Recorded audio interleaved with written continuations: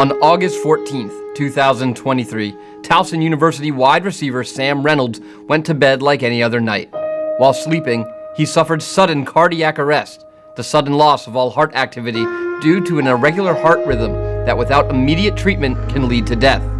His breathing stopped, and he became unconscious. Reynolds received treatment and was rushed to St. Joseph's Medical Center, where he was placed in a medically induced coma to help protect his brain from severe injury. You're sitting there looking at him laying in a hospital bed, 3 or 4 people around him monitoring everything. And it's like, okay, if this guy even gets out of bed, you're going to feel like that's a miracle. That's just a win. I don't remember what day it was or how that was, but then all of a sudden, he squeezed a hand. And then all of a sudden, he started to kind of say something. And you're like, oh, wow, we're moving in the right direction. I first woke up. I tried to get out of bed and go use the restroom, and I had like the little wires in my arms. And my parents were kind of just like, oh, relax. And then they explained what happened. I was like, oh. It was such a relief, obviously, for everybody involved, but for his parents to watch that. But that period of will he make it to then, oh my gosh, I think he can make it all the way back. I mean, that was such a flip of emotions over, I don't know if that was 7-8 days. I don't know what the calendar was on that, but it was crazy. Remarkably, Reynolds was back on campus for the start of the fall semester, less than 2 weeks after the incident, and announced his desire to return to the playing field. However, the road to recovery was not that easy. In January, he received care at the Mayo Clinic, then went through extensive rehabilitation with the Towson University sports medicine team before returning to the field. There was a very strict protocol of ramp up, of walking, jogging, running, introducing lifting. And the main things was really to be able to control what his, percent of heart rate was and to watch and see how he recovered.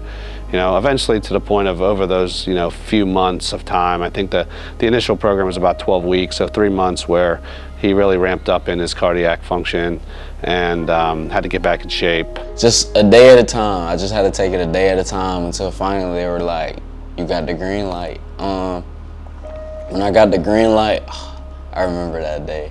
Every aspect of Sam, you have a completely different perspective of, and first day of fall camp, he's out there in a helmet and you're just like, this is unbelievable. When the Tigers opened up play for the 2024 season at Cincinnati on August 31st, Sam Reynolds was on the field. 651 days after his last game back in November 2022, and 55 weeks after nearly losing his life. I'm not nervous, I'm anxious. I think that's the word I would use to describe it. Just getting back out there with my guys, taking it a day at a time, knowing that it's all led to this, trusting the process, trusting that the preparation is going to take me into the game and carry me through the game. To speak to his character and his heart and his will and his desire, they're off the charts. He loves football, and he wants to compete, and he wants to be out there, and he wants to do everything he possibly can, to help this team. Everybody back home, when they found out, they flooded my phone with messages and phone calls, my best friends from home. They just told me, like, don't give up. If they give you the green light, take it. Don't look back. Never look back.